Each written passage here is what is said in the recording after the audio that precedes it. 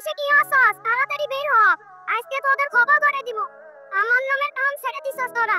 বাবু, তুমি লাঠি হাতে নির্বাচন অফিসে অফিসারদের খুঁজছো? আমার নাম হলো লাল মিয়া, কিন্তু এরা আইডি কার্ডে দিছে পাল মিয়া। বাবু, তুমি হাতুড়ি নিয়ে হাসপাতালে কেন? ওই শালা ডাক্তার, টাকার লোভে নরমাল ডেলিভারি না করে সিজার করে আমার মেশিন কেটে দিল। মাত্র পৃথিবীতে আসবি, তোদের এখন কি করতে মন চাচ্ছে? আমাদের মন চাচ্ছে বাত মেরে মেরে তোর মুখে বাজে মেকআপ করে দেই।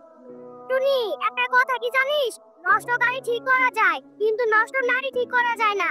তোর পিছে আজ 5-6 জন ছেলে ঘুরতেছে বলে এইজন্য তুই নিজেকে সুন্দরী ভাবছিস। আসলে এটা তুই ভুল ভাবছিস।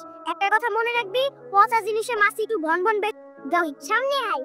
ভালোবাসা দিবি কিনা বল, নাইলে তোরে কুচি কুচি করে কেটে বুড়ি গঙ্গার পচা নদীতে ভাসিয়ে দি। আমাদের খুঁজতাছে, তার আগেই ওদের ইনজেকশন দিয়ে হবো। বড় হয়ে কি হতে চাও? এলাকার সব নাইয়াগো জামাই হতে চাই। বাবু, হাতে সিরিঞ্জ নিয়ে হাসপাতালে কেন? ওই লুচ্চা নার্স ভ্যাকসিন দিতে গিয়ে আমার নুনু ধরে টান মারছে। আজকে আর খবর করে দিব। টুনি, কথা বলছো না কেন? নতুন বয়ফ্রেন্ড পেয়েছো?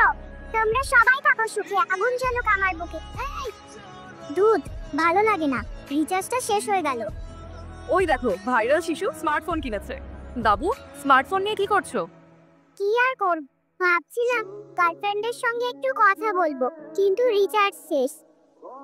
তাহলে রিচার্জ করে নাও। কি করে করি বলো? 400 ছাড়া রিচার্জ নেই। ক্যালেন্ডারে 30-এ মাস, আর রিচার্জ করলে 28 দিনে মাস। এখন তুমি কি চাও?